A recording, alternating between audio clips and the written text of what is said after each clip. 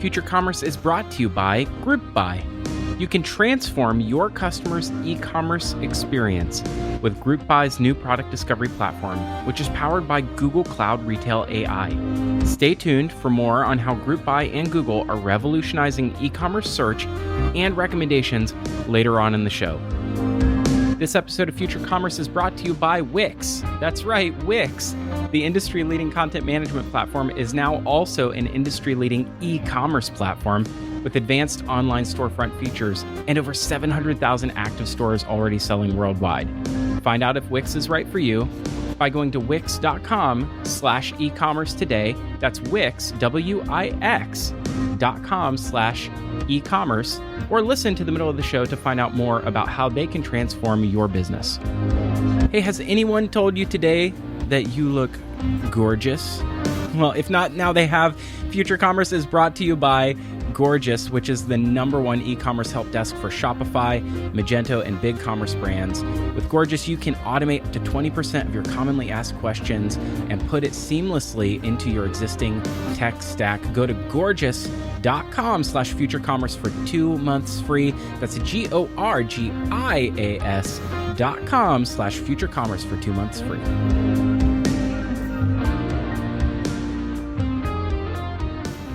Welcome to Future Commerce, the podcast about next generation commerce. I'm Brian. I'm Phillip, and it's the return of the mall brands. They're back. It's like, is this part 3 of Mall Wars? Like Mall Wars. The return of the mall brands. It's like Return of the Jedi. Are we like on to like the Last Jedi, the last mall brand? I feel like that's maybe closer to where we're at. I just saw this like spectacular TikTok. By the way, I'm on TikTok now. That's how you know I'm having a midlife crisis. I own a Telfar bag, and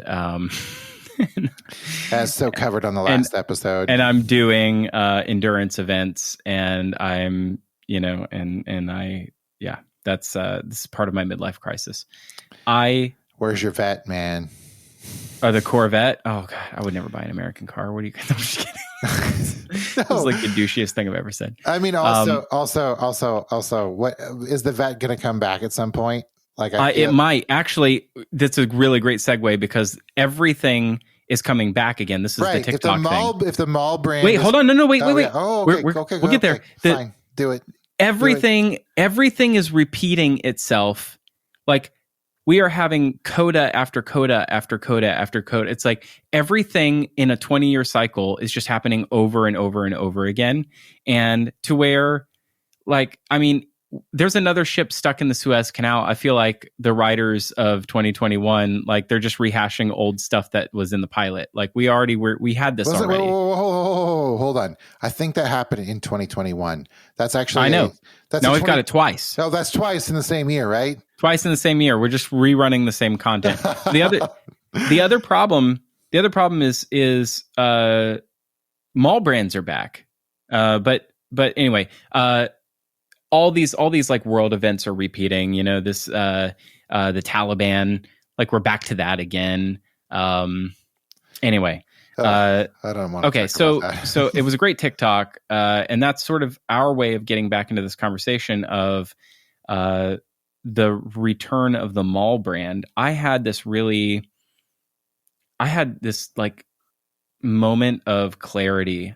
So I took the kids to the mall 2 weeks ago, maybe on a Saturday, and it was 2 p.m. So it was like late in the afternoon.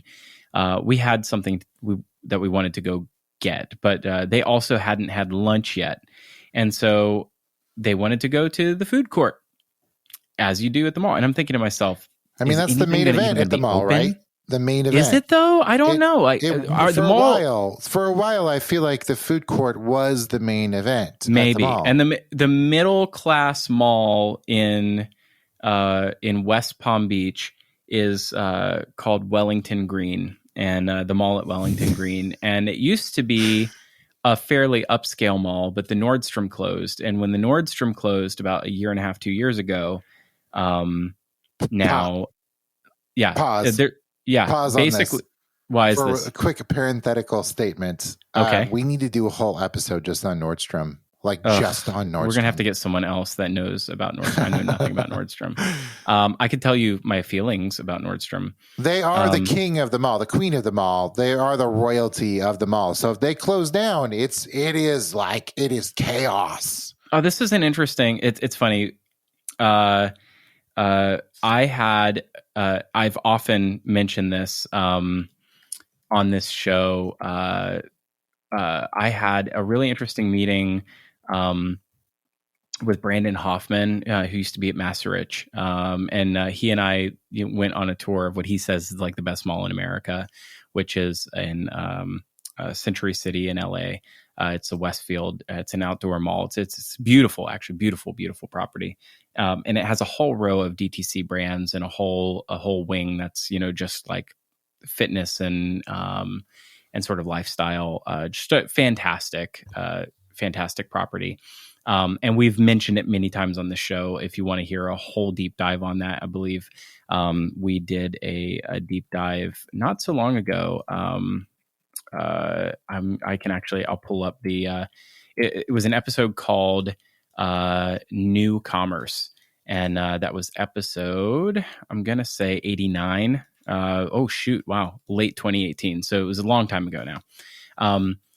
But he enlightened me to the way that malls are built. And he also told me that when a tentpole property moves out, like a Nordstrom, that there are contingency agreements and leases for other properties in that mall that they can terminate their lease.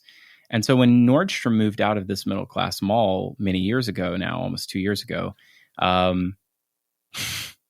would say 15-20% of all the stores at the mall at Wellington Green all shuttered up at the same time. Yes. Totally almost decimated this mall, and it's been fairly empty ever since. Anyway, I'm setting the stage. So actually, just let me continue this stuff for a little bit longer, and then we can finish. Yeah. We can head back to your stage. So I read a book a while back called King Stack's Wild Hunt, which is a Belarusian novel, basically about an empty aristocracy and what it does to a region and how that empty aristocracy sort of inhabits but has no power.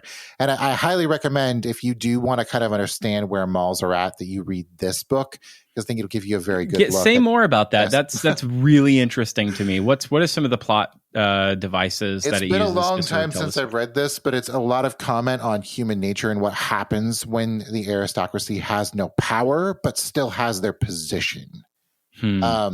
And so when that happens, it actually sort of it ultimately sort of turns to like chaos and bloodshed, because there is no and kind of creepiness too. The whole thing's kind of creepy. And I don't know if you've ever been in like a mall that doesn't have a Nordstrom, but it's kind of creepy. There's like there's that's sort messed of up. Like, there's sort of an element to no. I've been in malls where I'm like, I kind of want out of here. Brian, you are from like the home state of Nordstrom. Like if there's a mall, like there's very rare is the mall in Florida that has a Nordstrom. I would say Nordstrom. All right, let me put it another way. Where a Nordstrom has closed. Okay. I agree with that. I agree with that. I have walked around in malls where the Nordstrom has closed, and I want out. You don't want to be there. Weird vibe. We didn't start this to be a Nordstrom stan podcast, but I guess that's where we are. I'm not even a Nordstrom stan. I mean, I just think it's interesting what happens when the mighty fall, and even in malls, it's not just Nordstrom. There's a lot of problems. Yes, there's a lot of problems in. All right, continue your story. So that was a huge the over retailing of America. But long story short, so we are at this mall. I'm just trying to set up for why this mall ostensibly should have no one in it in COVID times in Florida at 2 p.m. on a Saturday. And especially, a few weeks after school had started. So the other thing is public schools started on August 6th in Palm Beach County. This blows my mind every time I hear it. I'm like, what is like kids don't get summer anymore. There was no back to school shopping to be had in late August. This is 2 weeks ago now. So this was like the end of August. No wonder. So maybe it wasn't even like Labor Day. This wasn't like the build up to Labor Day where there's like a Labor Day weekend sale either. Okay, so it was a like random Saturday. Midsummer. Oh, we're back to school. Like, hey. By the way, if I was listening to this show right now, I'd be screaming and be like, get to the freaking point, you guys. I think you all know what I'm going to say. This mall was freaking packed. In fact, so much so, we went to the Chick-fil-A. Praise Jesus for his chicken. And we went to the Chick-fil-A and we had to wait for a table in the food court. And this food court was packed. And it was a lot of young people and a lot of families. And I was shocked. I took a panoramic picture and I like tweeted it and I'm like, what is up with the mall at 2 p.m. on a Saturday? Like, this should not be this way. Walking around packed. It wasn't just the food court. It's like everywhere you went, there was like people were out and they were at the mall. There were people inside of Abercrombie and Fitch. Like, when do people shop at Abercrombie anymore? It's crazy. And this happened to be in the same like handful of weeks, which were sort of bookends to announcements of what I'm going to call like the comeback, the Great American Mall comeback story. You heard it here first. I think between Express, Gap, and Brooks Brothers, who all have their own challenges, and I'm sure if we were to get someone who really understands private equity and retail debt and imperiled brands, it would be a really interesting conversation. We're not going to go that deep here. But if you just look at the announcements that these three have made and the investments that they're making in sort of changing themselves up and trying to acquire a new audience for a new era, there might be hope left yet for some of those mall mainstays. It's interesting because I actually do buy a lot from the Gap family. But you were just complaining about this on Insiders not so long ago about the sort of the cost of a pair of pants. I think I remember. Yeah. This was a while back. It was probably 18 months ago, and I agree. I still agree with this. Like, are people valuing the pants, the $6 pair of pants that they purchase at the Gap outlet? The Gap outlet. It's disposable. It's disposable. Exactly. Right. Right. I've got some great banana pairs of jeans that I like a lot.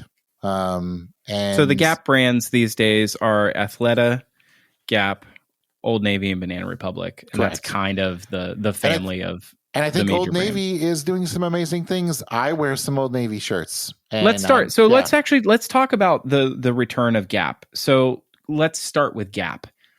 I think what is the thing? Because it leads us to something that I'm very excited to talk about, which is Gap's partnership with Kanye.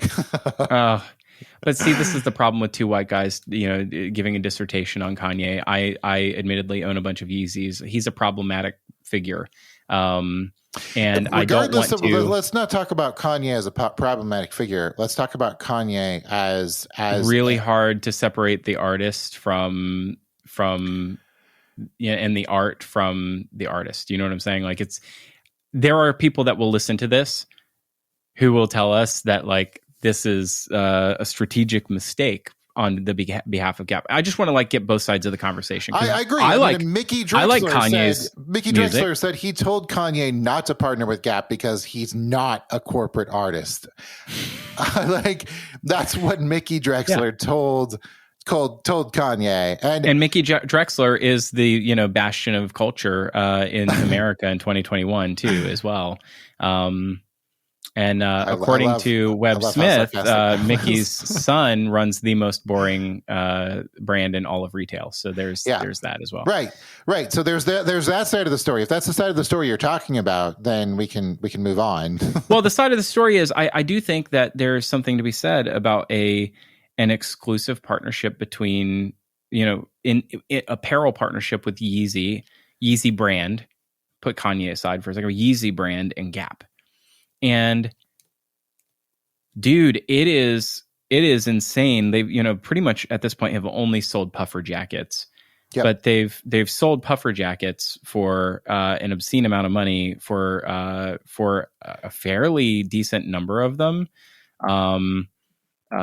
If I were to look right now, I think you can find them for resale right now for $350. Yeah. So this is actually kind of the point that I wanted to get to. I actually see the partnership between Kanye and GAP as actually the start of the GAP turnaround. I mark that as the moment. Was the beginning. I mark that as the moment. I really do. They did handle the pandemic from a dollars and cents standpoint. Like, I think it kind of started to hit them, and I think they found some ways to make it work. That's my understanding. But I think from a cultural standpoint and from like a brand standpoint, the partnership with Kanye was the turnaround. It marks the beginning for me. I think so too. So let's. This is interesting because it's going to tie into the conversation that we just had on the previous episode of this podcast, fresh in my mind. So if we had to link up one like touchstone piece that I think, covers a lot of ground as to like the Yeezy partnership and some of the growth of GAP proper, it is an article in CNN which talks about the release of which the article is now 2.5 weeks old. So it's a 10-year partnership with the GAP. And it's the first piece in that collection was the jacket that we just mentioned. It's a puffer jacket. It's come out in 2 colors so far, I believe, like a red and a blue. And it retailed starting at $200. Not a GAP price. No. Which I think is really interesting. Obviously, Yeezy, expensive and highly coveted pieces of merchandise. Not just for like the Adidas Yeezy collaboration shoe line, which is, made Kanye a billionaire, but even tour merch, which is printed on probably the crappiest Gildan, t-shirts that you'll ever find in your whole life, are going for $150, at the merch table. So much so that merch sales alone made Kanye's listening party of 3 tour stops for the release of Donda the highest grossing merch sales of any North American concert tour in the history of ever. So this is what's really interesting. So from this CNN business piece, apparently I'm trying to figure out who was quoted here. The CEO Sonia Singhal is basically quoted in this article over and over, basically saying 75% of the customers who bought the puffer jacket were brand new to the GAP brand, which I think also speaks to the fact that they are able to identify customers and know who they are firsthand, which means they have some sort of like CRM or CDP implementation, which is allowing them to like power some of these insights. And then she also mentioned that there's been a viral resurgence in the GAP hoodies, specifically vintage ones, from TikTok. And I think that these two things for the GAP is driving a different kind of a customer to GAP, which had, never had any kind of like childhood affiliation with GAP. No. Hold on. Wait, I think there might be an element of like of nostalgia. Maybe not nostalgia, but I don't know. There's a vibe. The emptying out of the GAP in malls, like all the GAP store closures, I think took place circa 2012 or 13 or something, right? So GAP that would have been when I guess you're right. You're right. 8 or 9 years ago. Nostalgia. It's not nostalgia. I don't think it's nostalgia that's bringing people back. I really think that they're changing the playbook. Now, there are people who would refute what we're saying and tell us all the reasons why this is never going to work. So that's GAP. Let's talk about Old Navy. Let's talk about what Old Navy's doing. This is why I actually am kind of like bullish on the GAP, because I feel like each brand is more distinct than they were before. This is another reason why I feel like GAP really struggled for a while. Like the distinction between Old Navy, GAP, and Banana was not great. I had no like qualms about buying something from Old Navy as much as I did from Banana Republic. That's how little I cared. Sounds like you're, for all of your banging on about Costco, sounds like you are an avid, Gap family of brands purchaser. You're like single-handedly bringing this company back from the grave. Shoot, I am wearing a Gap shirt right now, I think. Goodness, I might be wearing a Gap shirt.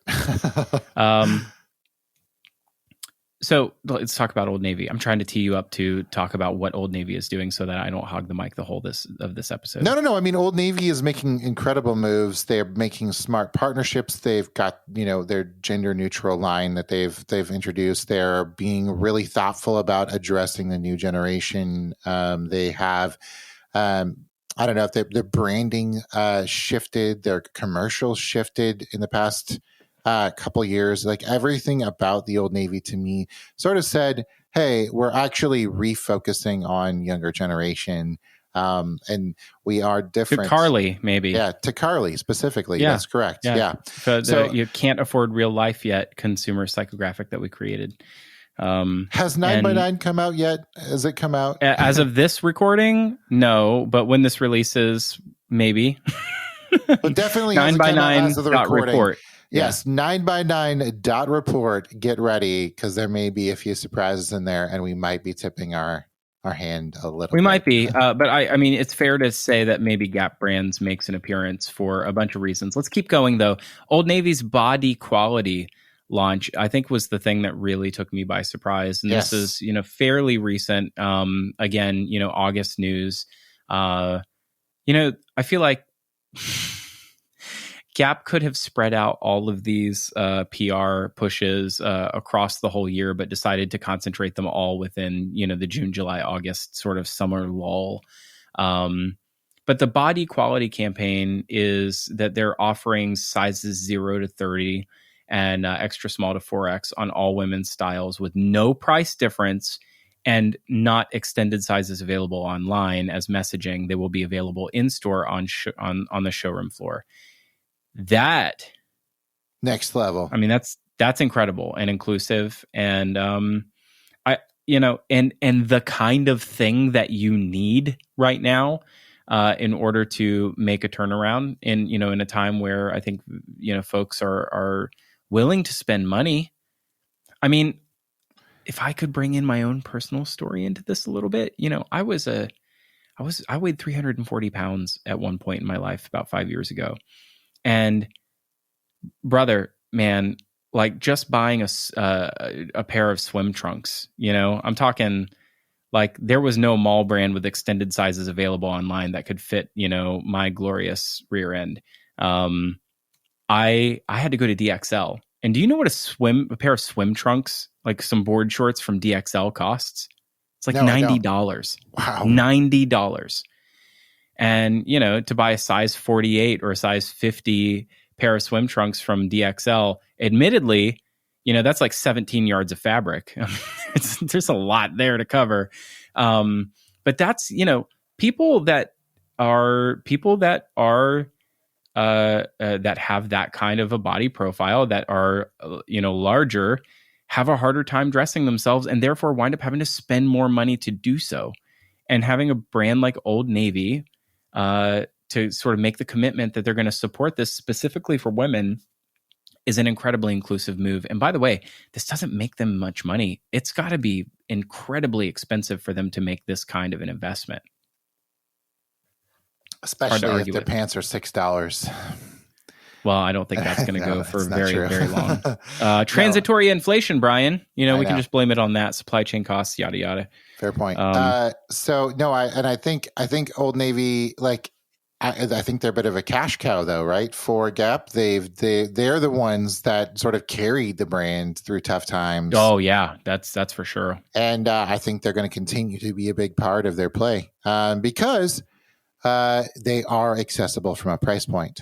And I think, it's interesting. I look back on that article, and I think I was talking about devaluing what you do sell But what you sell is like $6 to begin with, and obviously whatever that number is, I'm not saying that $6 is actually the number, but when you sell something at a price point that is affordable, that people can access, that's not devaluation. That's understanding who you're selling to. And so I think it's so true. Yeah, I think it's understanding, but I feel like they're opening their arms and they're trying to welcome new people into the fold. Right. People who could not shop at Old Navy before. I was one of them because Old Navy didn't carry, up to past the size 38 waist, and I couldn't shop at Old Navy. Wouldn't that have been nice? To be able to, like, where I had to shop, Brian, was Brooks Brothers.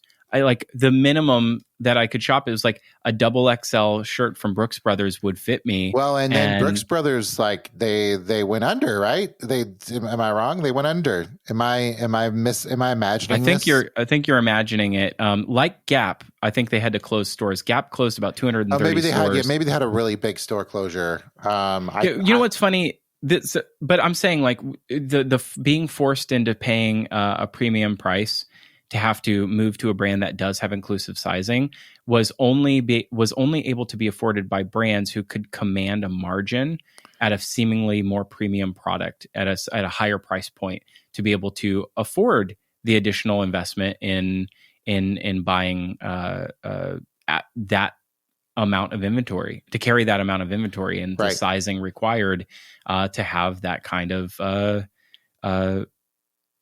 the depth of sizing. And that's an incredible investment for a brand. And to see Old Navy do it, it speaks, I think, to supply chain efficiency, and speaks to operational efficiency. And it's interesting. There's an alternate timeline. I know you love the multiverse. I feel like this happens on every episode now. It does. You brought this upon yourself. No, there's an alternate timeline out there where the 2019 announcement that Old Navy would split from Gap went through. And what a sad day that would have been, because Old Navy was profitable, Gap meanwhile was not. I think hanging on to the only thing that was working may have saved Gap and Banana and Athleta. I think it did, and that's why we are where we are. Let's quickly touch on Banana Republic. Wait, hold on. I just want to call something out. Brooks Brothers did go under. They're still around, as far as I'm concerned. They went bankrupt. Oh, great! That's probably a great move for them. They did. Now they're back. Obviously, they wasn't like dead and gone. It was they got acquired by Authentic. Yeah. Are you even a mall brand if you haven't declared bankruptcy at some point? I think so. I think that's like a rite of passage. It's a rite of passage at this point. It really is. Let's quickly touch on Banana Republic, because I think the other real story is with Athleta. Banana Republic, under the astute leadership of Anna Angelique. Great hire. Author of Business of Aspiration. And what is on your shelf, right? It's on your shelf. I have it right here. I could hold it up, although no one's ever going to see this video because we're not recording. I know. I held up King Stack's Wild Hunt earlier. I realized that, and no one was going to see it. Yeah.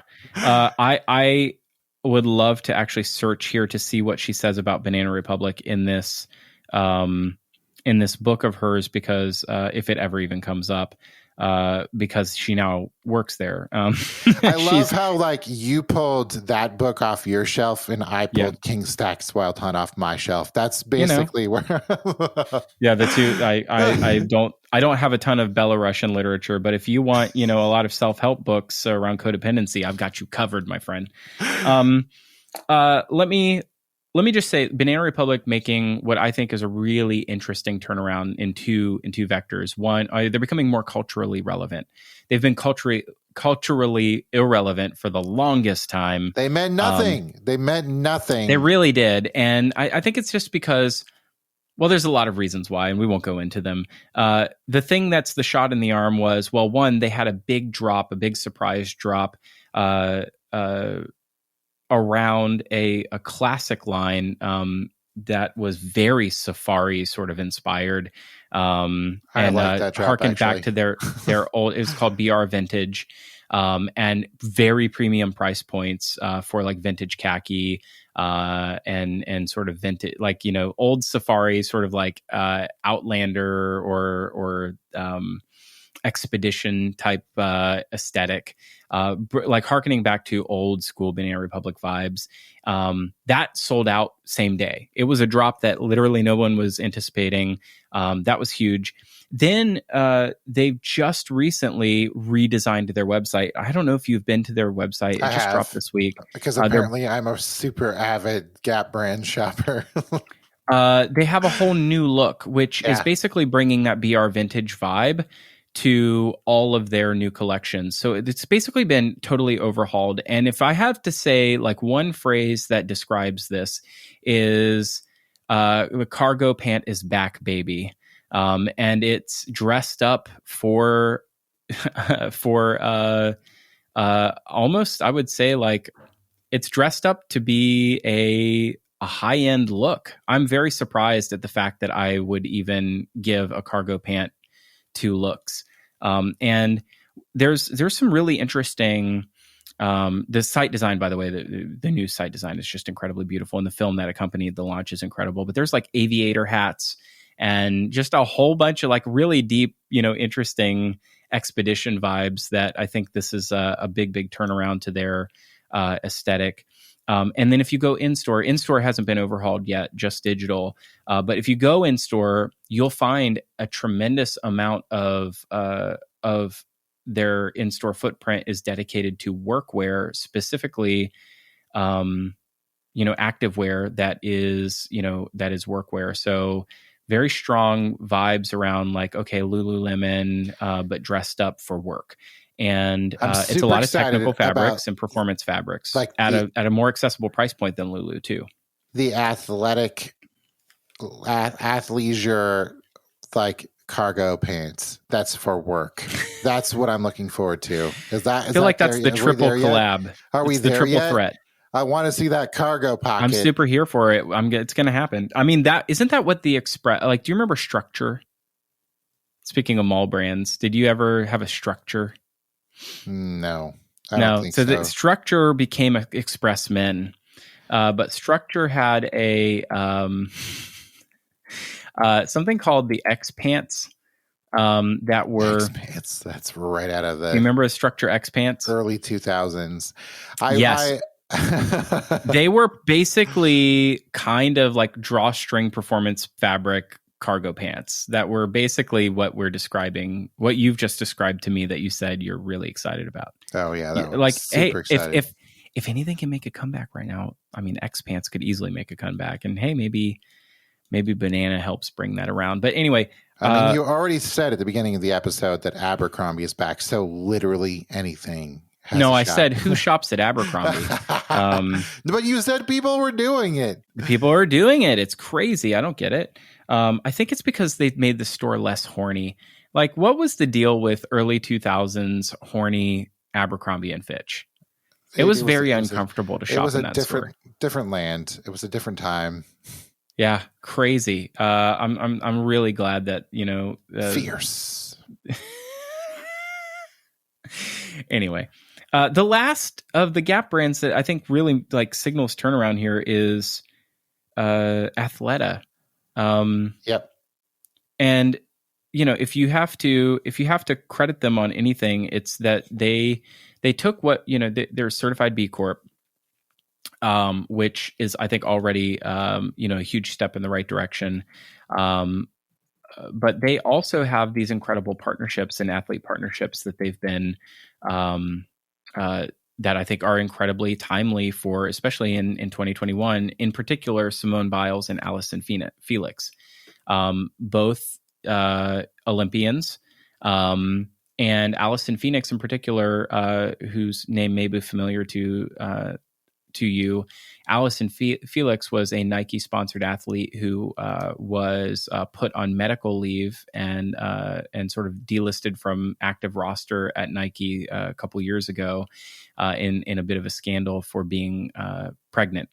And it was a bit of a scandal in that she actually actively left Nike and went and founded her own running shoe brand as in response, and is now partnered with Athleta for apparel. And Simone Biles, her very public struggle with mental health or support specifically of Naomi Osaka's choice to not compete due to mental health reasons in just before the Olympics, and then her own choice to not compete in the Olympics due to her I would say she had there was a name for the condition, and I can't remember what it is, but sort of your loss of body in space and sort of going through a bit of an athletic slump, but a terrible amount of anxiety, I'm sure, and mental health issues that sort of come along with that.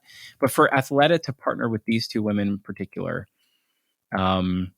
is so incredibly timely and relevant to our culture. So here's another reason and why. To have done it before the Olympics, when it was they were on a world stage. What an incredible execution and partnerships.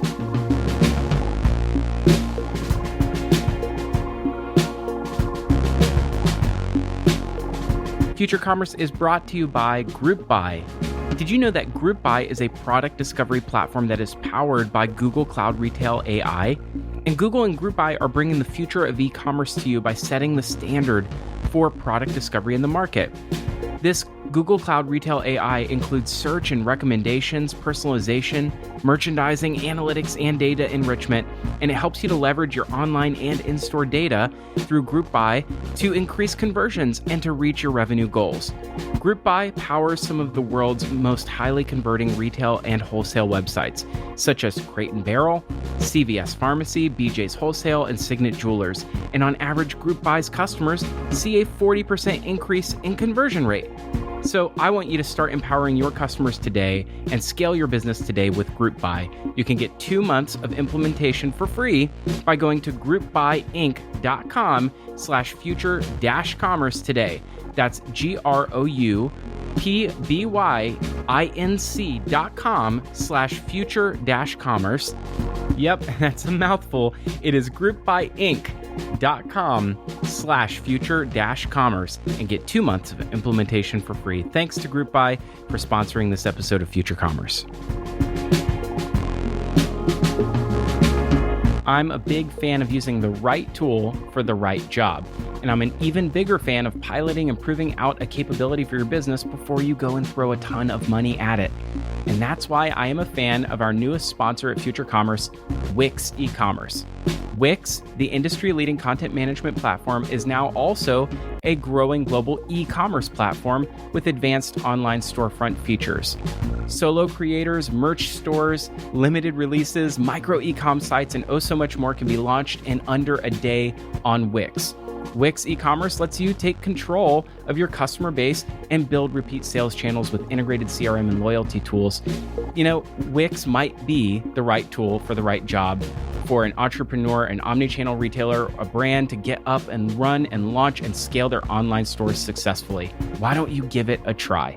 What have you got to lose? Go to wix.com/e-commerce today and join over 700,000 active stores already selling worldwide with Wix e-commerce. That's Wix, Wix.com/e-commerce. This podcast is brought to you by Gorgeous, the e-commerce help desk that turns customer service into a profit center. I don't know if you've ever had an e-commerce experience like I just had, where my order shipped late, it took forever to arrive, and when it did, there were things missing, and the things that were in the box wasn't what I ordered. Nothing went right.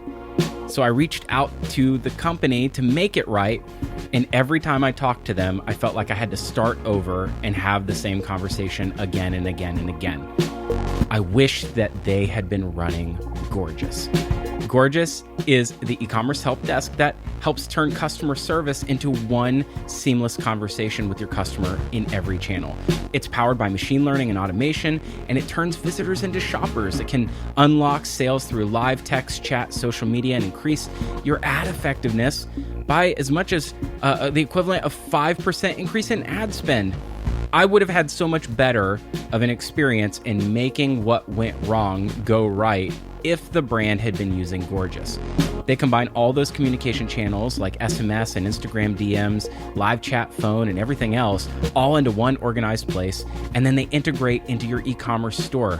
If you're on Magento, BigCommerce, or Shopify, you're going to be able to quickly see customer data and order history and take action right from within your help desk. 7,000 customers, including Steve Madden, Princess Polly, Machine Layer, they all use Gorgias, and I want to give you 2 months free. Get it today by going to gorgias.com/futurecommerce. That's GORGIAS.com/futurecommerce and get 2 months free and make your customer service a little bit better with Gorgias. I also think Athleta is doing something. It may not be unprecedented for Gap, but it sure is being done in a way that I have not seen them do before, and that is their partnership with REI. Oh, really? Oh my gosh. Athleta is now in REI. That is Gap looking at channel. Is that news or is that is news? That is news. Yeah. Oh yeah, that's as of this week. It's yes.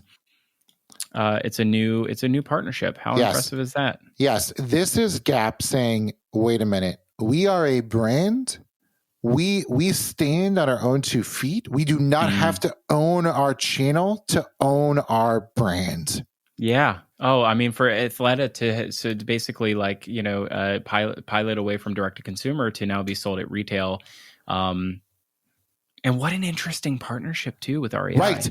That's like, I mean, if there is any retailer out there that I would want to partner with, if they're not called Costco, it would be REI. Yeah. Where is REI located, Brian? Seattle. Okay. We're hitting on all my favorites today. I'll tell you, there's something happening here. Okay, we promised that we would also touch on Brooks Brothers, and I think aside from their debt restructuring in their bankruptcy, they also launched a brand new lookbook this week, which I think is even more daring. Like, it goes further than the Banana Republic, hearkening back to its old roots. I would say, and I'm gonna probably get hammered for this. There are a couple looks in this brand new Brooks Brothers lookbook that I would you could be forgiven for mistaking as Emma Leondor. There's a few looks that pair a houndstooth blazer, right? A big chunky houndstooth blazer along with a like New York Yankees looking hoodie. And that look is a look. You know what I'm saying? And the fact that this is coming out of Brooks Brothers is basically, and I don't know if this is insensitive. I've heard this is insensitive. It's a Hail Mary. This is like, they have to do something that is culturally relevant because they cannot get by with, with the sort of business casual, business workwear, weekender garden party look. That's what got them into the position they're in, is the 3 for $179, right. Never ironed shirt. We're like an upmarket Jose Bank, like an upmarket what? Whatever that retailer is called. I don't even know. I didn't even understand what you said. Say it again. We're an upmarket Men's Warehouse. How's that? Yeah, it was an upmarket Men's Warehouse, and you're going to hate your luck. I guarantee it. Yeah. Or was that Jose Bank? I don't know. Yes, Jose Bank. That's what I was trying to say. Thank you. Oh, okay. Yeah. Listen, I'm all I'm saying is we've seen these sorts of big swings in the past from storied retailers that they think something is going to be culturally relevant. I think of we covered it not so long ago, but there was I want to say JCPenney live stream with Shaquille O'Neal. That was one of the cringiest things I have ever seen in my life. It was like announcing that JCPenney now does live stream commerce. Yeah. But in reality, the live stream commerce was the lowest production value thing I've ever seen. Like TikTokers do a phenomenal job. Like they didn't even get this person like a nice camera or lighting. It was sad to watch. And I've seen retailers miss the mark in the past. The fact that these storied mall apparel retailers are doing such an amazing job at sort of reframing who they are for this moment in the culture is impressive. I think, but can impressive. They keep it up? I think it's also like maybe you're on to something really interesting here, which I didn't think about before, which is mall retailers used to be really good at copying upmarket players. They used to be really good at it. They used to be so good at it that people like actually wanted their stuff. I mean, like taking elements of luxury, of luxury fashion and bringing it in, like diffusing it down and bringing it making it available to the masses. Yeah, that's right. And so maybe you've actually stumbled upon something here, which is really interesting. Maybe they just got good at it again. Maybe they kind of sucked at it for a while. Like, I mean, wasn't Gap and I might be, I'd have to go and look and try to pull it up to see if, because I feel like I wrote about this. I can't remember. I feel like I wrote about this at some point, but there is a, at one point in time, Gap had like all the jeans. Remember in the Kate Moss era of Gap sort of being that, like with the black and white ads. Do you remember those? With like Vaguely. Kate Moss in a pair of jeans. I remember that in the 90s, and they were like $100 jeans. Gap itself used to be a premium that's brand. like $500 jeans now, isn't it? I mean, whatever. Inflation. Well, yeah, based on inflation. $100 in 1998. I'm gonna go look at it. Exaggeration. But yeah, I've got to plug this in and find out the value of. It's not $500. $100, but it kind of feels like it. Yeah, it's $167.83. I mean, that's a lot. That's a lot for a pair. It's actually, you know what's really funny? It's not, I mean, you could always find a cheap pair of jeans anywhere, but $167 pair of jeans is a thing that you can pretty easily find today. Of course. You can also find, right. But you're not finding it at the Gap. No, and I believe this is true. 80% of jeans that are purchased in America are purchased. I believe it's under $30. So, I mean, I believe that. I believe that to be true. We are 40 minutes talking about mall retail.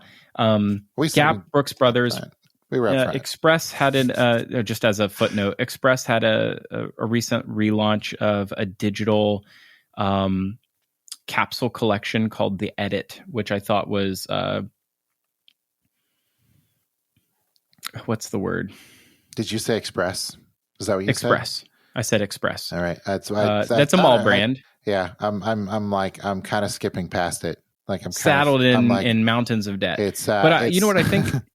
But they do a tremendous amount of revenue, and digital revenue in particular, and they're looking to drive. They want their, according to the press release I read, digital could be $1 billion channel for them inside of 2 years at Express, and that I'm like blown away. I'm like blown away by that.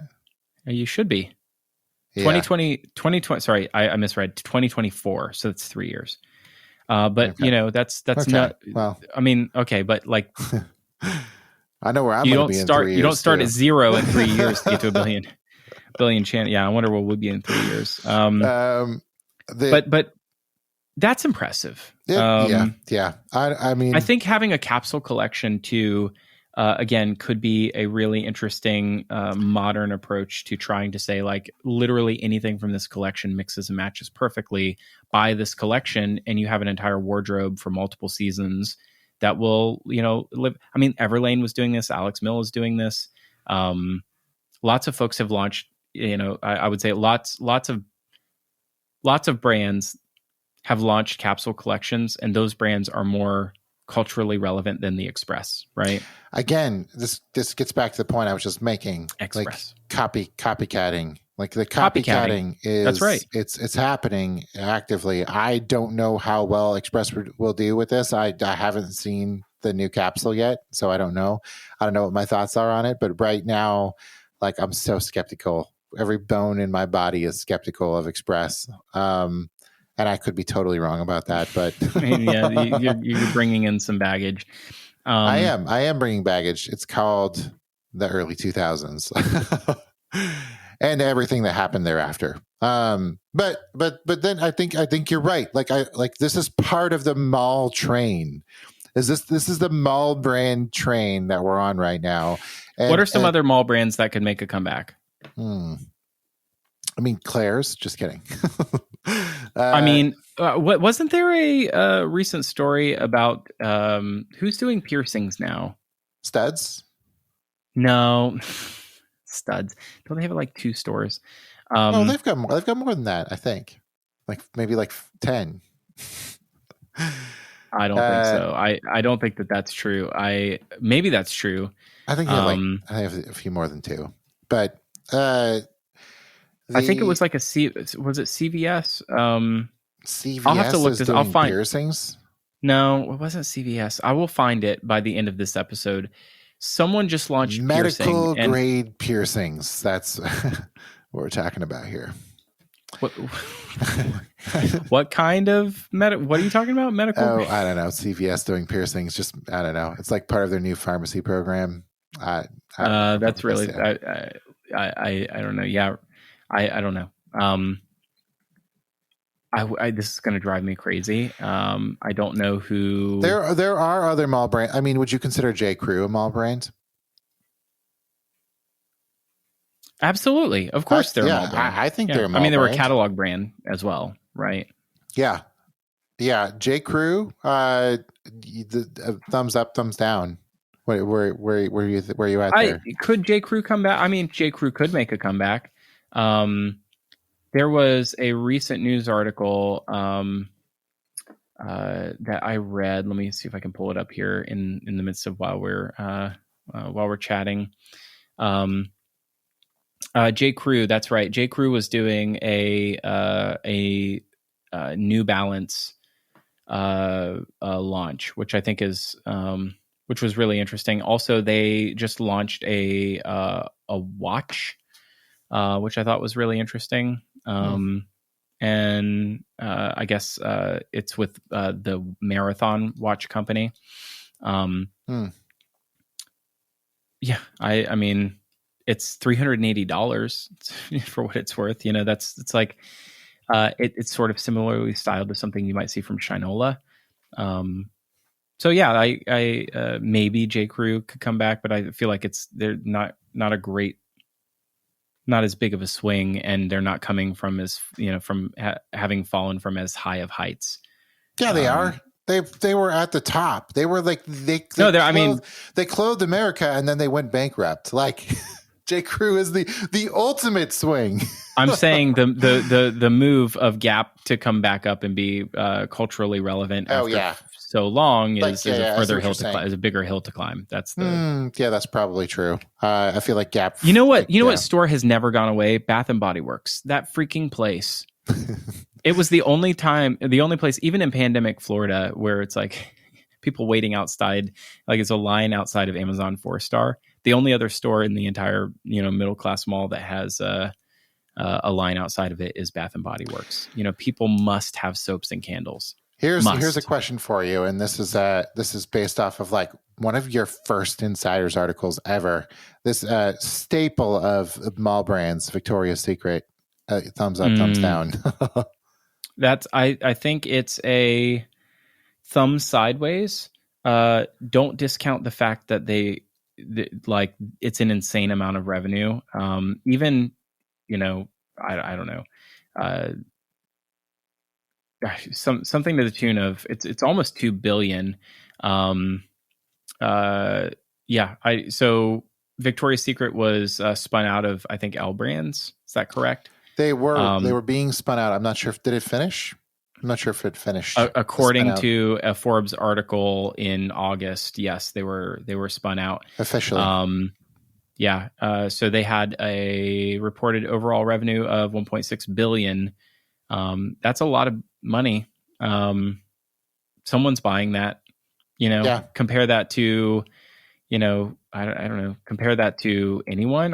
How much do you think? They can't call it a comeback when they have $1.2 billion or $1.3 billion in revenue, whatever you just said. I mean, they're going to have to make again, yet another example of a brand that's not culturally relevant and sort of missed any kind of, they're just being undermined left, right, and center by, all of these upstarts that have, that are well capitalized. None more important probably than the Aerie brand under American Eagle. But how much revenue do you think, and this, I'm going to put you on the spot because I know the answer. How much revenue do you think that Third Love drives? Oh man, I'm going to guess 40 million. Oh, it's much higher than that. Okay. It's about 120 million. Okay. It's not that much higher when we're talking billions. 3x, brother. Okay, I don't know. Fine. But what's 140, what's 120 million, 140 million? What was the number? It's 114, sorry. What's 114 million, in light of 1.3 ish billion? Yeah, but when you add up Third Love and Lively and 1.6 billion. Lively, let's do Lively. How much do you think Lively revenue is? I have no idea, but 40 million. I'm just going to say 40 million for all. You're going to say 40 million. That's the number you're sticking with. It's about 67 million. Okay. So start to add these up, right? So it's not going to touch 1.6, not even close. Parade? Lively. Well, Parade's like 10, right? We saw that was supposedly 10. According to Charm data, it's around 20. Okay. Then you've got Cup. Then you've got what are some of the other ones that have, you've got like Cup's about 45. Okay. But, so my 40 guess was good. You got to get, but you're adding 40s and 60s, and you got to get to 1,000, because that's 1,000 million is a billion. Like 40s and 60s are plugging away. You got to go through 500, 800, 900, a billion to get to 1.6. We were adding. What I'm trying to say is, even in aggregate, there's a lot of these. If we add Aerie in there, there's a lot of them, but I don't think there's any total market. Aerie's a good one, actually. Aerie revenue might be giant. And then the whole. This is either the best or the worst episode of this podcast that we have ever done. Apparently, Aerie, according to a WWD article in March of 2021, surpassed $1 billion in revenue. Okay, so that's like, that doesn't even count. Like, you can't add that in. That's already like the main. Well, you do. You add it in. Like you put that with Third Love and the rest, and maybe you get to 1.6 eventually. Yeah, I guess to answer the question, can Victoria's Secret make a turnaround? Yeah, and I outlined in a very early insiders piece all the things that they're going to have to do to make a turnaround. One is, have a completely different rethink its aesthetic and its important in the culture, specifically around like centering around what standards of beauty are now versus what they were in a bygone 80s and 90s era. But also I think this message around youth and in community and being about something, right? Not just about, I don't know, sexuality, but being about inclusivity. I look at what all of these modern brands are doing, and they all make a dramatic appearance in our forthcoming 9x9, which you can get at 9x9.report, by the way. By the way, you said youth and inclusivity. I actually think there's a huge play for all of these brands to actually go after older generations. Well, Aerie in particular being the biggest one is focused on whom? Right. Youth. Absolutely. Right. Yeah. Right. But I think, yeah, sure. Great point though. long story short, being about something other than sexuality is and probably being more inclusive, but size inclusive, and is a great start. I don't know. I think what I'm hearing is that malls begin and end with lingerie brands. Is that where we was? Where we is that it? Is that really it? Or they end with them? That's sort of what we just ended. Certainly with. End with it. What are some? If do you ever go to the mall, Brian? I hardly ever go to the mall. Costco is your mall. Costco you freaking you love a good Costco run. I do. I love a good Costco run. I'm happy with. I'm happy sticking with that in many ways. No, I occasionally will pop into a mall. The last time I was at a mall, I think for some reason I had to walk through a Macy's because I was trying to get to another part of the mall, and I was with my family, and my wife looked around and she's like, "Yeah, I don't really miss this." Really? We are so on the opposite spectrum. Like, I love going to the mall. I love it. No. Macy's my kids love going to Sorry. The mall itself was fun. We had a good time. It was Macy's. That I was Macy's is the problem. We went to a Macy's not so long ago because my kids had to use the bathroom. And that's just like you having to pass through Macy's to get to where you're trying to go. It's that's about all you have to say about a Macy's. Yeah, no, I think that was her point. Was like this is old. This feels old. It doesn't feel like where we're at. The mall itself was actually pretty good. It's the Bellevue Mall, which is like this. Oh, that's upscale. It's the centerpiece of all malls because one, it's in the Seattle area, and Bellevue is sort of the pinnacle of the Seattle area. Bellevue is the Brooklyn of Seattle, right? Yes. And is it? Some. I don't know. No, actually, it's like Manhattan plus Brooklyn with no culture. Okay. So we spent 55 flipping minutes talking about GAP mostly, but also mall brands. I think there's a segue to another episode and in a future date, which is, what are the new digital equivalents of malls and why are they not marketplaces? I don't believe that that Amazon, or any other type of marketplace, even vertical, like niche marketplaces, they are not malls, right? They're not. In fact, I think there's a probably a whole series we could run on the future of malls, department stores, and marketplaces, and how they're going to interplay together. Because I believe that there is a sort of future hybrid model of marketplaces and like basically 1P and 3P, sort of the Amazon model, but in a much more niche context, where like marketplaces play into 1P situations. The 1P situations are sort of the content side of things. The 3P side is like the assortment, and there's a lot there. I do want to run a whole episode on this at least.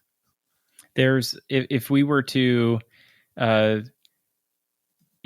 some future point, maybe, and we saw a lot of, M&A activity from, big mall operators in the United States, Westfield and Simon Properties, grabbing up some of these, imperiled brands that, are their tenants.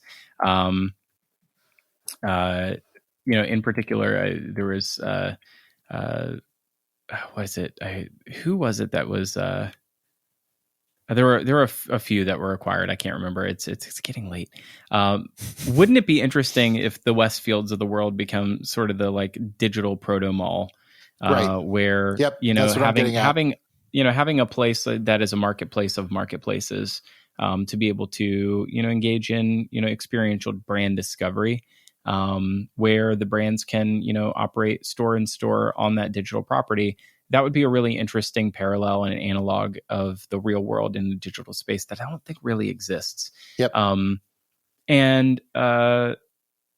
Perhaps, maybe none of that will ever come to being because Web3 and NFTs and smart contracts will decentralize. We wanted to get to this. That was going to be like half of our episode. Yeah, I wanted to get here. We're not going to get here, but perhaps the future is, in a decentralized future, it takes us further away from, this idea of being able to centralize all retail activity.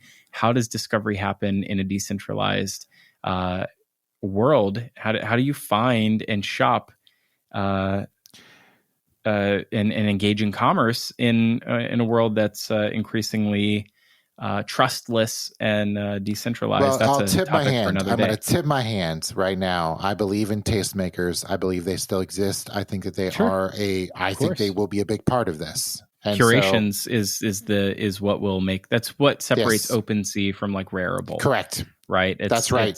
That's right. One is the strip mall, or no, it's not the strip mall. One is like, it's just like a smorgasbord, and the other one is like a highly curated, highly curated. We got to do a whole episode on this because I just want to keep commenting on this. I know we will do a whole episode on Web3 at some point in the future. Yes. What would be really fun is we should bring someone in who knows a lot about NFTs and Web3, a Taylor Holiday or a Chris Cantino or someone. That would be a lot of fun to chat with people of such ilk, far beyond our stature in life. Great. This has been great. Final word, Brian. Malls aren't going anywhere. That's no, they're not.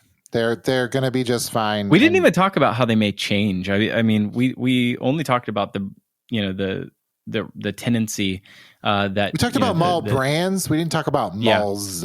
Yeah, we didn't talk about malls, but some aren't going. Even the ones that are dying. If you want to be very depressed, you should do what we did on Black Friday this past year. And we watched Jasper Mall, which is on Amazon Prime Video. One of the more depressing examples of even dying or dead malls are still have to be kept alive, but to some degree. But not as depressing as like Amazon shopping on Black Friday, as I went on to talk about in my article afterwards. There's nothing more depressing than that. Okay, that's it. Thank you for listening to Future Commerce. Go check out our most recent report, our probably the most expansive deep dive into what makes a brand meaningful that we've ever published, and that is our 9x9 report. It's an annual report around these parts, and it's either just come out. I can't remember what date this is going to be. It's not out yet. Maybe, probably, but it might be, and you could be the first to read it. Go to 9x9.report and get an advanced copy and read it before anyone else does. And subsequently, you should also subscribe to the Future Commerce Insiders newsletter, and that gives you an essay, a long form essay of something that is deep and insightful, and something that will help spur you to have a train of thought, to think about something in a new way and see the world differently than you saw it before, and hopefully take that original thought and that insight and use that to impact your business. We touch on everything from art and culture to activism and psychology and even maybe a little bit of poetry about the current state of retail, e-commerce, direct-to-consumer, and marketplaces. And all of that happens every week over on Future Commerce Insiders. You can get it by going to futurecommerce.fm/subscribe and get it. And you can find other episodes of this podcast at futurecommerce.fm or wherever podcasts are found. Thank you so much for listening to this episode of Future Commerce. Remember, the future is what we make of it. Let's build it together because we feel like commerce can change the future and we can affect the world around us by making a difference in commerce. Thanks for listening. Mwah, mwah, mwah. What is that? I Kisses? don't know. Yeah, it was kisses. Oh, it's very, very fun.